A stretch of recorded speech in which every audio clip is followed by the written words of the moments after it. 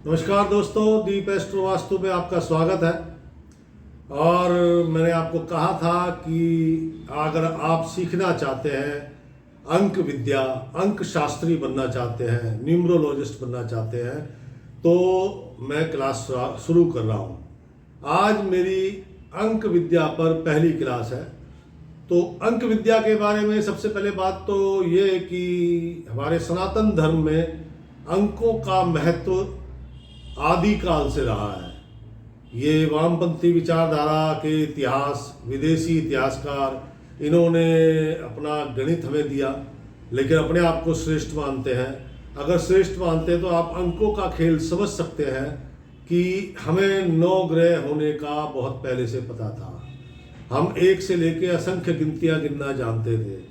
महाभारत काल, अगर जो विदेशी वैज्ञानिक, साइंटिस्ट, इतिहासकार, दार्शनिक कहते हैं कि महाभारत 5000 साल पहले हुआ था, तो महाभारत काल में भी हमारी ज्योतिष काम करती थी।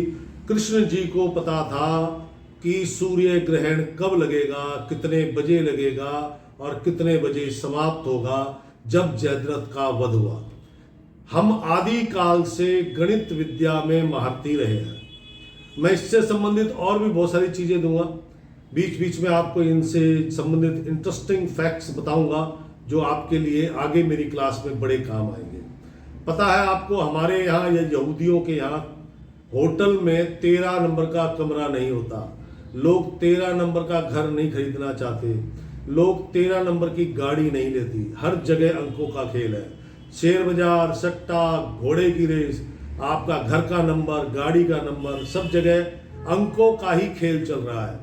7 समुद्र, 7 स्वर, 7 महाद्वीप वगैरह वगैरह वगैरह, हर जगह कोई ना कोई अंक चल रहा है।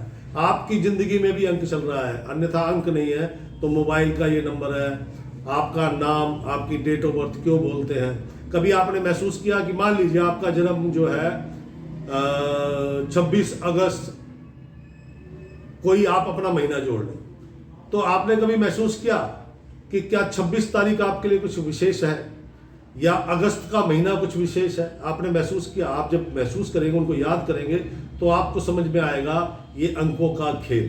तो अंकों की विद्या जानने से पहले सबसे पहले जो मूलांक है, 9 अंक, 1 से लेके 9 तक की जो संख्या है, ये सारी गेम 1 से 9 की है। आपको पता होगा 1 से 9 तक हम प्लस करें तो टोटल 45 आता है।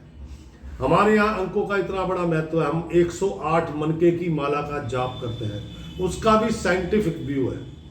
सूर्य जब अपनी धुरी पे अपनी परिक्रमा, एक परिक्रमा पूरी करता है तो उसको व्रत परिक्रमा बोलते हैं, और वो 360 डिग्री होता है। हमारे यहाँ 100 का कॉन्सेप्ट नहीं था, 60 कला, 60वीं कला, ये कॉन्सेप्ट था। अगर 360 डिग्री को 60 कला से आप गुणा करेंगे तो लगभग 21,600 समथिंग आएगा।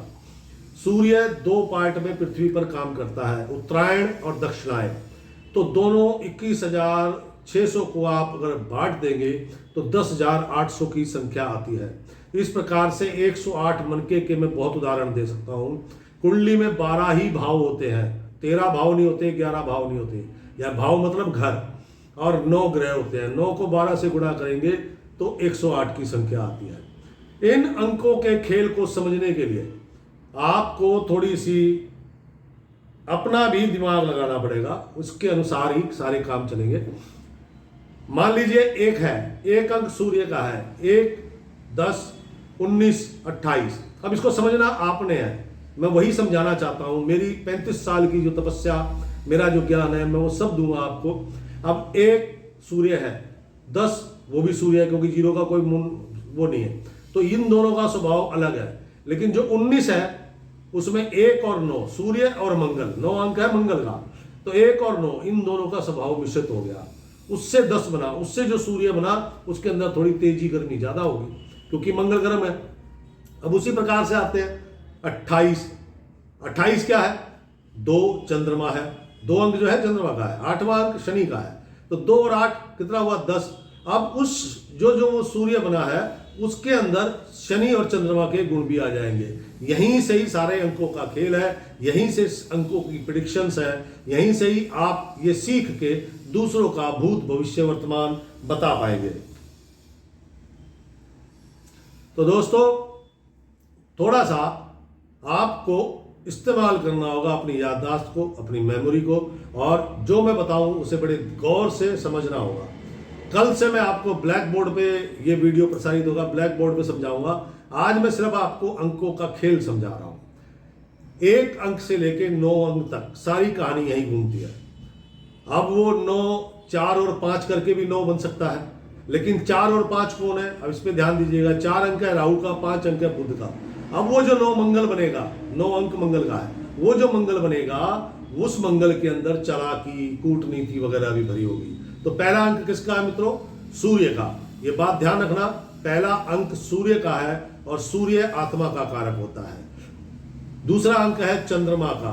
चंद्रमा पानी का कारक है और मन का कारक है, हमारे विचारों का कारक है, कल्पना का कारक है। दूसरा अंक, नंबर 2 अंक जो है वो चंद्रमा का है, ध्यान रखिएगा।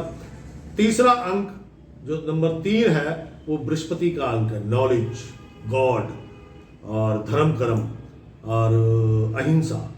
ये अंक जो है बृहस्पति का है। अब चलते हैं चौथा अंक। चौथा अंक है राहु का, कुटिलता, विचारों की शक्ति, अच्छा भी बुरा भी, दंड भी देना जानता है और दंड लेना भी जानता है, हर प्रकार से। 4 अंक है राहु का।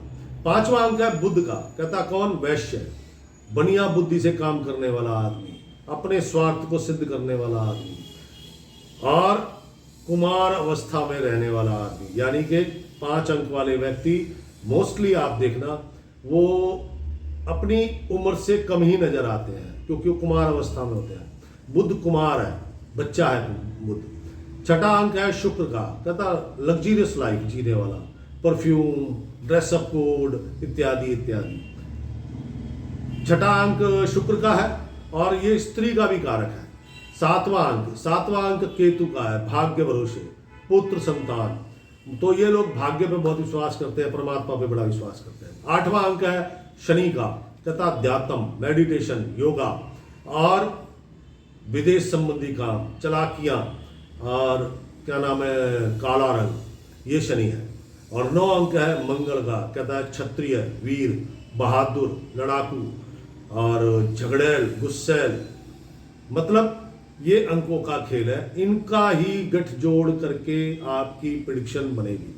तो मित्रों, ये मेरा पहला वीडियो है। आपको सीखना है तो कल से मैं बोर्ड पर एक एक चीज अच्छे से सिखाऊंगा। और सबसे पहले सूर्य यानी कि 1 अंक से चलेंगे। सूर्य अंक की विशेषता क्या है, सूर्य हमारी लाइफ में किस किस जगह पर विद्यमान है, सूर्य हमारे शरीर में क्या है, सूर्य हमारे खान पान में क्या है। तो दोस्तों, राम राम। कल जरूर हाजिर होना मेरी क्लास में। आज सिर्फ आरंभिका है, यानी कि इंट्रोडक्शंस है। आज सिर्फ आपको अंकों का खेल बताने के लिए किया जा रहा है। कल से आपको मैं सिखाऊंगा न्यूमरोलॉजी की क्लास। राम।